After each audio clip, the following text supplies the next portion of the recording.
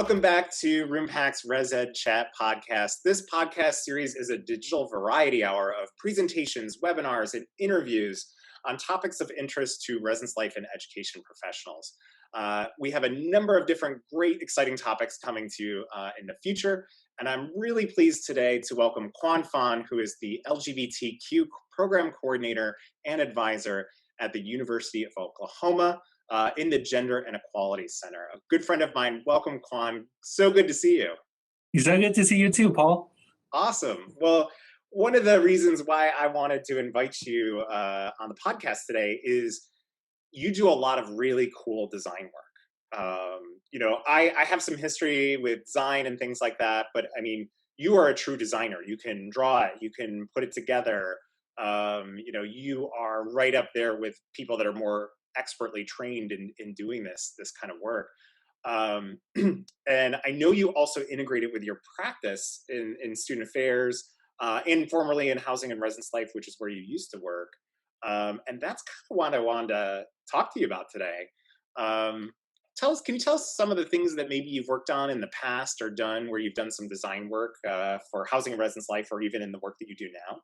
Yeah, for sure. So one of the main things that I've worked on is that I have made a little booklet called 20 Plus Theories that I've learned in grad school. Yes, that book. Thank you, Paul. For those of you listening, I'm holding up the book here. It's a little cute design book that has all the different theories in it. Yes, and mostly so the origin story for that is that I went home, back home to Vietnam, and and I have been able to have a lot of colleagues who might not have background in higher education, but they have a lot of other experience. A lot of my friends are from therapy background, who have trained me on like a lot of like different like interpersonal skills and things like that to kind of have talking with our student and things like that. I've learned a lot from them. And after some conversation, they kind of talk about like, oh, like sometimes when we talk about higher ed things, like they feel a little bit lost and they feel kind of out of place and things like that. So I went over the break. I was like, well, like, I've told them so many times that like, oh, like it's something that like, it's not something wildly difficult to understand or comprehend. A lot of it just like, some having able to have the language to kind of communicate and talk about these things. So I have made a little booklet with illustration just to kind of help getting people interested and have some kind of like baseline understanding and language to kind of talk about these theories. And it never meant to serve as like, hey, here's, the entire work of self-authorship in like, a spread. But I hope that based on the design, based on the book, people are more interested to learn more about the book, while have like somewhat of like a foundational understanding of what those theories are, to kind of, approach their work and maybe learn more in the future. Yeah, I love that because the use of visuals and design can really enhance learning, right? And I think some of our listeners may also be familiar with the work you did with us on the curriculum workbook, right? Which actually is the very similar thing in terms of concept, right? Of taking something that's more complex, how do I enact a residential curriculum, and trying to break it down into something that's more easily digestible, and then using visuals to enhance that kind of understanding. Yeah, for sure. Yeah, and I'll put a link to that in the show notes too, if folks want to kind of check that out. Check out some of Quan's work, but also something I think that could help them as well. What are some of the other things that you've been working on lately? I follow you on social media, and so I see different designs pop up here and there. Yeah, for sure. So March is Women History Month. So I have made a 30-day series just to kind of like honoring the work of like different women have done and their contribution and their. It started when I was a graduate student in 2017. That was right after President Trump got elected, and like I I've considered myself a feminist for a while, and at that time there was also a movie come out called Hidden Figures, and I at that time kind of asked myself like, okay, do I know any feminist figures that are not that I don't know from pop culture that identify as Black, Indigenous, or people of color, and Yeah. also potentially not straight and cisgender, and like I couldn't come up with any at that time. So I at that time I kind of realized that like, oh, I need to do the work, and I need to kind of like understanding more of their stories and learn more about the histories and things like that. So that's why I started. I raised money for our Women Resource Center at the time, $3,000, just to kind of just sell prints and things like that. This year, I kind of raised our money for our center in general, just to kind of a celebratory, and also just to kind of a lot of people every year just kind of ask me of like, hey, when is the next thing come out? So I think it is a good opportunity for us to kind of again um, giving people like the people who might not know these people are a chance to kind of get to know them in like a more through like a inspirational way, but also for me too, any of the time that I have paint a person. So for example, Chanel Miller is one of the person that we that I have chosen to be one of the 30 women, and I've listened to her statement and things like that to just to kind of like know their stories, or listen to like a podcast about them, to hear listening them talk and listen to their narrative, and that's when I picked the quote that they have talked in those interviews or in the podcast that I have picked. So that we kind of know them, because unfortunately with Chanel Miller, we just have recently an event that we kind of have her on, and when advertising for student, we're like, hey, Chanel Miller is coming to campus, we're having an event that Chanel Miller is talking, and people was like, who is that? And we was like, well, Brock Turner, rape victim, and they're like, oh, and we're just like, well, it's it her book is literally saying know my name. She's more than that, right? What Yeah, they know this person as is there should be more. yes, there should be more. Like people should know her not by association with a rapist. So that's also one of the reasons why I think it's important for me and other people to kind of have this opportunity to kind of learn more about the stories and the narrative of these inspiring women.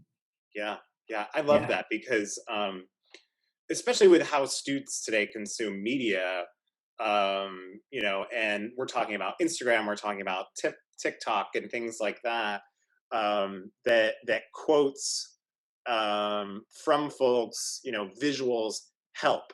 They don't go all the way, right? There's still more work that you're hoping you're piquing an interest to get them to research more or to engage more or things like that.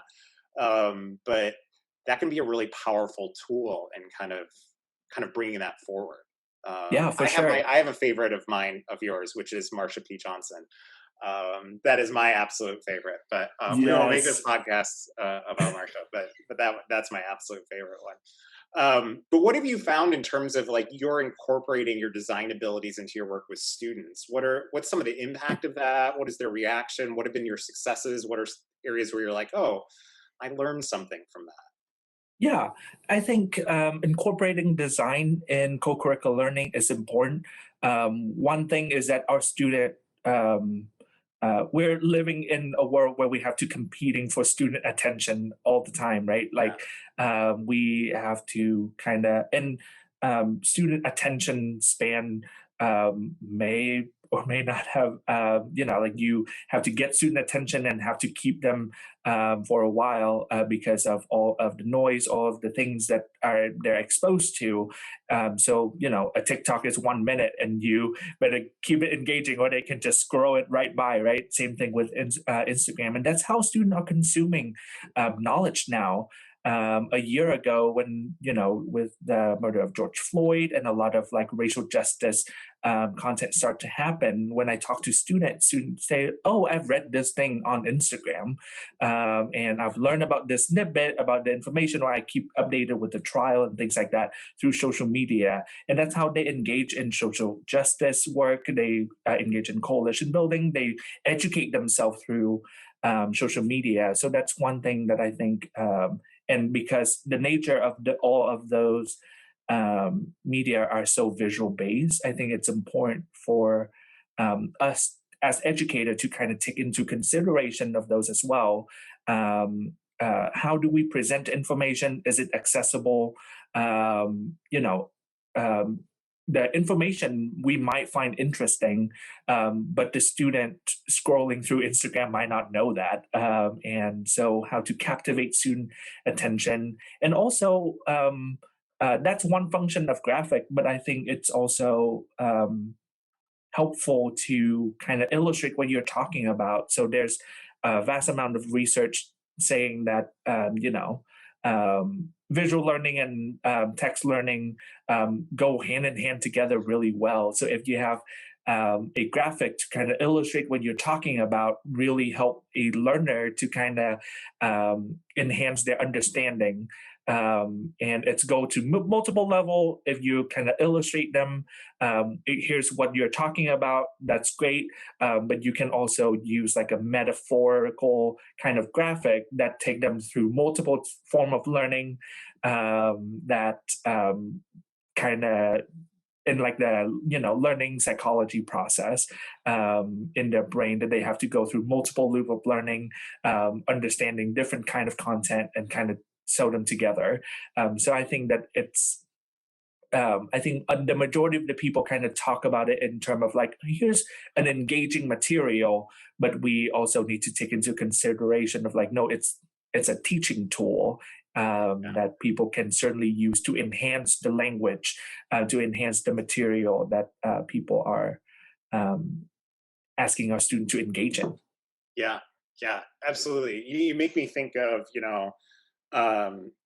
certain kind of like images that pop up over and over again, especially I see on social media. So there's one I think that's fairly well known. I'll include a link to it again, also in the show notes too, that talks about equity versus equality, and it's people watching a baseball game, right? Yeah. Of varying heights, and like what showing the difference between the terms by like a visual. Like here they are all trying to watch the game over a fence, and one can't see it. Here, standing on boxes, etc., and things like that, to try to like break it down into a metaphor that makes it much easier to understand. I know some people have had some quibbles with the way that metaphor was put together, but I think the idea of using a metaphor and visually representing it makes it so much more accessible as a concept, right? Yeah. That it's really, I mean, it takes someone really smart, well attuned to teaching to figure out how can I take this complex thing and break it down into a way that almost anyone can more immediately approach, and grasp pretty quickly. Like that's what you made me think of when you were talking about that. Yeah, no, for sure, for sure. Yeah, yeah, I love that. The other thing you made me think about too was competing for student time. So I used to do this more. I do it less now, but I used to talk about social media and tech and engaging with college students. And one of the things I would frequently say is competition for student time is different than it was when I was in college, right? When I was in college, there was no social media. There was, I'd say, barely an internet at that point. Certainly not the type of internet that we know today. So I was a captive audience, right? I would Hmm. see bulletin boards. People would also send like silent voicemails, and so we'd get it in our voicemail box and our landlines on campus, and that was how they would announce things. And it was much easier to create a poster, put it up, and it would have a broader impact. Now I feel like you still need to create posters, but it's also competing with all these other spaces for messages and things like that. And so if you had to give some folks some advice on how to try to cut through that noise, kind of concept of signal to noise ratio comes to mind. But how can they use some of these tools in a way that is more impactful? What kind of advice would you give them? So I think one of my advice is that getting thinking like you're a student is the first part. One of the design principle is that how our customer kind of consume this media. So like think like, will student be engaged with this material? Is this material engaging? Compare and like what are all the materials are existing on our campus on social media and things like that. There are design trends and things like that that you can follow, and their website that kind of make design more intuitive for people who don't have background in design, like Canva and things like that, that can certainly help.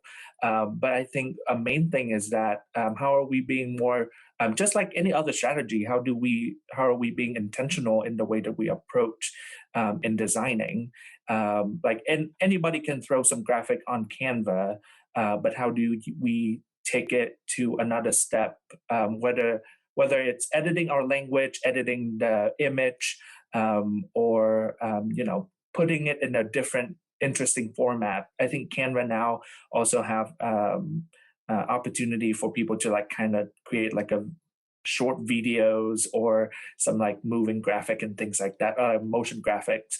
And I think that's also an opportunity that we have kind of remain untapped.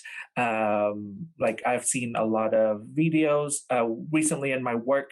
We've got to release a lot of short videos about like 2 to 3 minutes long about different topics. So we talk about ball culture and things like that, and a lot of people were engaging with it.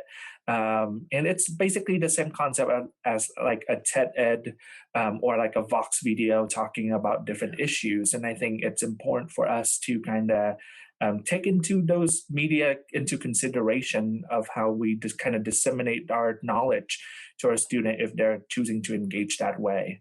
Yeah. Yeah. Yeah, and also too, one thing I think that can sometimes be a barrier for people to understanding the potential power of this kind of stuff is the idea that it's an add-on. Oh, we're doing this, so we have to do this extra. Rather than, I think, as the curricular approach would teach us, there's a lot of different strategies you can use to educate your students. It doesn't always have to be a program. Producing a series of short videos and placing those around and having students watch them is essentially like a program. It Mm-hmm. could replace a program. It doesn't have to be the extra, right? It can be, quote unquote, the program that you're doing this kind of engagement. And it's a different way of engaging students. And you might reach students that you wouldn't normally reach. So the students who wouldn't go to a program might be the ones that would be more apt to watch this kind of video that gets shared around, right? Yeah. And it's just, I think, a much more modern way of kind of viewing engagement with students. Yeah, for sure. And I think that one nice thing is that talking like it provides you assessment data to be like on if you post a video on social media, it literally tell you how many views and how many click. Yeah, So I know that assessment has always been something that we are struggling with as student affairs and can kind of measure student engagement in that way. But it literally gives you the number. And I think it's also, like you said, and like most people think of like, oh, graphic design is like, can you make this poster, yeah, rather than using it as like an actual teaching tool for like social norm campaign or like things like that, yeah, to kind of teach our student through social media and things like that too. yeah, yeah. I think that's honestly where we're headed in terms of kind of revolutionizing our work. I think it's always difficult too, and I found this myself, or when I've been talking about technology, is the people who are administrators are not the people who were socialized with these things growing up, right? So some folks would call this like a digital native, digital immigrant kind of divide, meaning the immigrants are the ones, the older folk that are coming to it later, versus the natives are the ones that grew up with it. I find that to be a little bit of a false dichotomy, but I think it does mean that you might think about things differently, and you have to expose yourself to technology and the possibilities of it differently maybe than you had in the past. Yeah, for sure. And I think of that too, of like allocating resources. I know that not everybody have resources to have like a marketing team and things Yeah, like that to kind of pump out content. But maybe it's a way that you can kind of restructuring your approach and your strategies to be like, well, if a program, your annual program hasn't been working, would it work in this concept and in this format?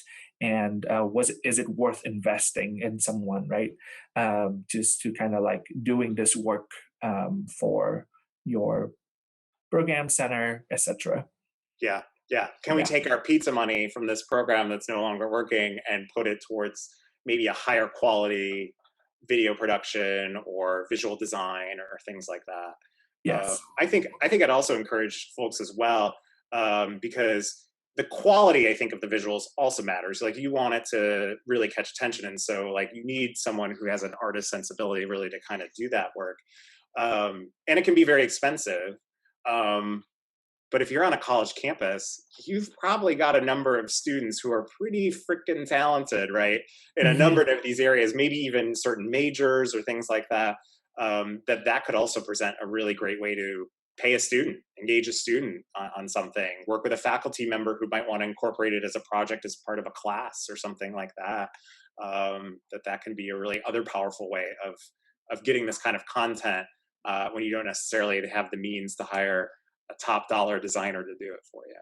Yeah, for sure. Our center in the Gender Equality Center have create like internship for a student just to kind of get to build their portfolios and also compensate for the time uh, to kind of get to produce these work. And the student in the past they already tried to involve with us in the past. I was an intern, a graphic design intern for the Gender Equality Center, and because I believe in the mission and believe in the work, so but now we get to build a platform that and student learn all the time by like when I design things for other people or other educational things, like I have to read and I have to understand and got to collaborate in that process.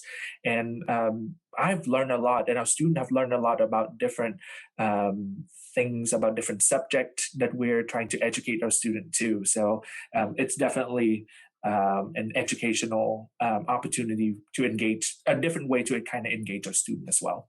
Yeah, yeah. Way to Yeah. bring in that double learning right there. So not only are you helping educate students through the visuals, but then you're providing a learning opportunity in the creation of it in the first place. I love it. Yes, for I sure. love it. Well, thanks so much, Quan. I really appreciate it. I always enjoy talking to you and seeing your smiling face. It's been a while since we've seen each other in person, so I hope that will be again someday soon. Probably at the Institute on the Curricular Approach this Yes. fall. So. Yes, I hope so. I miss all of the people that I've get to meet at ICA. I I completely understand. Yeah. I think there's a mutual hug in the future. We'll go with that. Yes, for sure. All right, thanks, Quan. And for everyone, check out our show notes. I'll include a lot of the links to some of the things that we discussed here, and check us out on any of the major podcast platforms. Thanks, everyone.